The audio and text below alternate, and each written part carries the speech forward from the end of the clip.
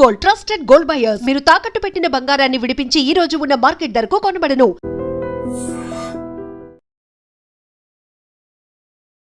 నమస్తే, welcome to I Dream inside politics with కవిత.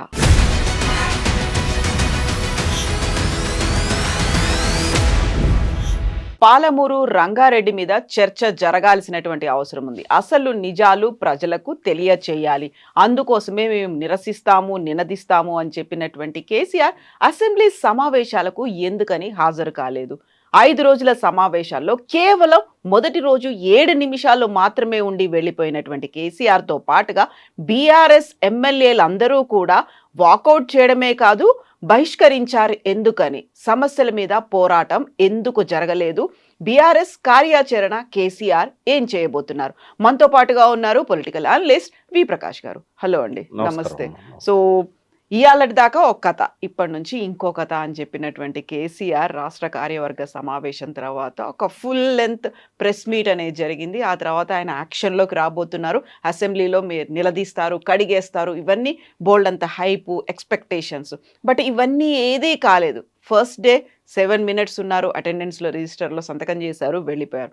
ఎమ్మెల్యేలందరూ కూడా ఎందుకని వాకౌట్ చేశారు? ఇక్కడ 2 విషయాలు అర్థం చేసుకోవాలి. ఒక లీడర్ అనేవాడు తను అనుకున్న లక్ష్యాన్ని సాధించడం కోసం అన్ని దిక్కుల తనే ఉండడు. ఇప్పుడు మహాభారత యుద్ధాన్ని నడిపింది మొత్తం కృష్ణుడే, కానీ మనకు సీన్లో ఎవరు కనబడతారు? అర్జునుడు కనబడతాడు, భీముడు కనబడతాడు, భీష్ముడు కనబడతాడు, వీరంతా కనబడతారు.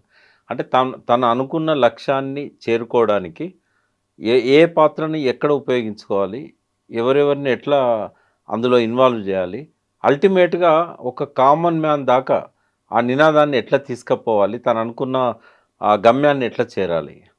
ఈ విషయంలో డెలిగేటింగ్ పవర్స్ అనేది లీడర్షిప్లో ఒక ముఖ్యమైన సబ్జెక్ట్.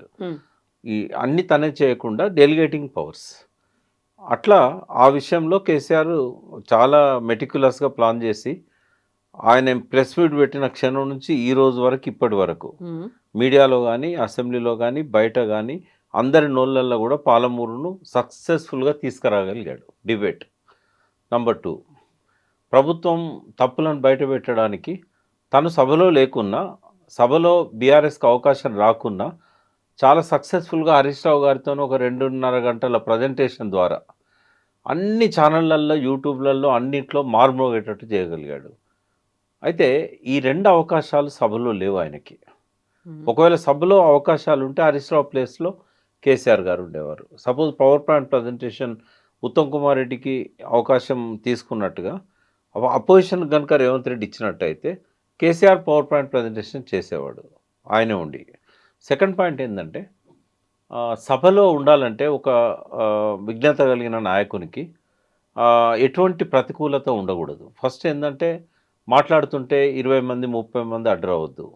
తర్వాత ఆయనను హ్యూమిలేట్ చేసే విధంగా, అవమానపరిచే విధంగా ఏ నాయకుడు మాట్లాడకూడదు.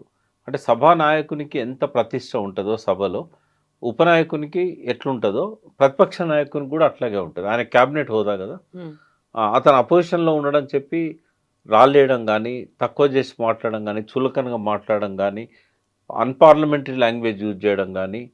ఇంకోటి, అసెంబ్లీ రూల్స్ ప్రకారంగా ఏ వ్యక్తి ఇంకొక వ్యక్తిని నేరుగా అవమానపరచడమే కాదు, మాట్లాడడం కూడా సభా నియమాలకు విరుద్ధం. అధ్యక్ష అని చెప్పి అడ్రస్ చేయాల్సింది అధ్యక్షుడిని, కంప్లైంట్ చేయాల్సింది అధ్యక్షునికి అతని మీద. కానీ అసెంబ్లీ ఎట్లా తయారవుతుంది? నువ్వా నేనా అని చెప్పి ఒకరినొకరు శత్రువులాగా ఒకరినొకరు నేరుగా ముఖం చూసుకుంటా యూ ఈడియట్ అంటే యూ రాస్కెల్ అన్న పద్ధతిలో అసెంబ్లీలో బాహాబాహి యుద్ధం, చలో బస్తీ మే సవాల్ అన్నట్టుగా నడుస్తూ ఉన్నది.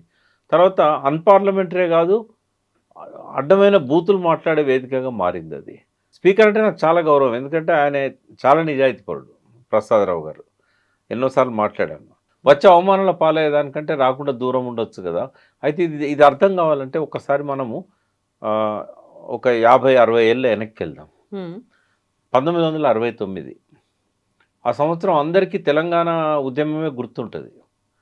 కానీ ఒక ముఖ్యమైన సంఘటన జరిగింది. ఏప్రిల్ నెలలో ఒక బ్రిటిష్ ఇండియా కాలం నుంచి మద్రాస్ అసెంబ్లీలో సభ్యునిగా ఉన్న ఒక గొప్ప నాయకుడు, గొప్ప వక్త, దేశమంతా పేరున్న వక్త తరిమెల నాగిరెడ్డి. అతను అప్పుడే మార్క్సిస్ట్ పార్టీ నుంచి రిజైన్ చేసి విప్లవ కమ్యూనిస్ట్గా మారిండు ఆయన. ఆయన ఒక అనర్గళమైన ఉపన్యాసం ఇచ్చి రిజైన్ చేశాడు అసెంబ్లీని. ఒకవేళ ఆ ఉపన్యాసం నేను వినకపోయినా చదవకపోయినా నేను ఎన్టీ రామారావు గారు పిలిచినప్పుడు 83లో ఎమ్మెల్యే అయ్యేవాడిని. తరిమెల నాగిరెడ్డి గారి ఆ ఉపన్యాసం ప్రభావం ఇప్పటికి కూడా నా మీద ఉంది. ఆయన మాట్లాడిన మాటలు ఇంకా వినబడుతూనే ఉన్నాయి. ఆయన ఏమన్నాడంటే, ప్రజా సమస్యలను చర్చించి అవసరమైన చట్టాలను అవసరమైన నియమాలను రూపొందించడానికి అసెంబ్లీ ఉంటుంది, దీన్ని చట్టసభ అంటారు, కానీ ఇది ఒక బాతకాని షాప్ అయిపోయింది అన్నాడు. ఆ వర్డ్ వాడాడు ఆయన. బాతకాని అంటే టైంపాస్కు మాట్లాడుకోవడం, గాసిప్స్. అయితే ఈ బాతకాని షాప్ అయిపోయింది, ఇక్కడ నేనుండి ఏం చేయాలి, నా టైం వేస్ట్ చేసుకోవడం నాకు ఇష్టం లేదు. ఆ టైంలో పుచ్చలపల్లి సుందరయ్య, మద్దికాయల ఓంకారు, నర్రా రాఘవరెడ్డి, తర్వాత చాలా గొప్ప వావిలాల గోపాలకృష్ణయ్య, యోధుల అసెంబ్లీలో ఉండి ఒక పద్ధతి ప్రకారంగా డిస్కషన్ జరుగుతున్న సమయంలో కొండా లక్ష్మణ్ బాపూజీ, మరి చెన్నారెడ్డి ఇట్లాంటి వాళ్ళు ఉన్న టైంలో బ్రహ్మానందరెడ్డి ముఖ్యమంత్రి ఉన్నప్పుడు అప్పుడే బాతకాని షాప్ అయింది అసెంబ్లీ. ఆ రోజుల్లోనే బాతకాని షాప్ అయ్యి క్రమక్రమంగా ప్రవర్ధమానం కావడానికి బదులు దిగజారుతూ బూతుఖానా షాప్ అయింది. ఇప్పుడు ఏ ఒక్క నియమాన్ని కూడా ప్రభుత్వంలో ఉన్న పెద్దలు పాటించడం లేదు. కొంత ఎక్సెసెస్ను మనం పర్మిట్ చేయొచ్చు, కానీ అది మితిమీరి తారాస్థాయికి వెళ్ళింది. విలువలు పాతాళానికి దిగజారాయి. అక్కడ కేసీఆర్ లాంటి వాడే కాదు, నేను మీ ద్వారా కూడా మళ్ళీ బీఆర్ఎస్ ఎమ్మెల్యేలకు కానీ అసెంబ్లీలో విలువలను పాటించాలన్న వాళ్ళకి కానీ ఒక సూచన ఏంటంటే, మీరు సభలో ఉంటే ముఖ్యమంత్రి ప్రవర్తన మారదు. కేసీఆర్ లాంటి వాళ్ళైతే అసలు 100% ప్రూవ్ చేయగలుగుతారు. హరీష్ రావు అయినా కేటీఆర్ అయినా సభలో లేకపోయినా నాకు సబ్జెక్ట్ మీద నాలెడ్జ్ ఉంది కాబట్టి నేను ప్రూవ్ చేయగలుగుతాను. You can take any issue. ఒక పాలమూరు రంగారెడ్డి అని కాదు, నువ్వు ఏ ఇష్యూ అన్నా తీసుకో. ఈ అసత్యాలు అబద్ధాలు రాజ్యం వెళ్తున్నప్పుడు అక్కడ కేసీఆర్ కూర్చొని ఏం చేస్తాడు, హరీష్ రావు కూర్చొని ఏం చేస్తాడు, జగదీష్ రెడ్డి కూర్చొని ఏం చేస్తాడు, ఒక మామూలు కొత్తగా గెలిచిన ఎమ్మెల్యే కూర్చొని ఏం చేస్తాడు. వాళ్ళు ట్రైన్ కావాల్సింది అసత్యాల సభల్లో కాదు కదా. సభను సరైన పద్ధతిలో నిర్వహించనంత వరకు సంతకం పెట్టి పొమ్మని చెప్పి ఎమ్మెల్యేలందరికీ నేను చెప్తున్నా. కేవలం ఈసారి సమావేశాల్లోనే ఇలాంటి పరిస్థితి కనిపించిందా, ఇంతకుముందు లేదంటారా? దాదాపుగా రేవంత్ రెడ్డి ముఖ్యమంత్రి అయిన కాడ నుంచి ఎక్కువగా ఉంది. అంతకుముందు కేసీఆర్ ఉన్నప్పుడు కొంత ఉంది, లేదని నేను అన్నా.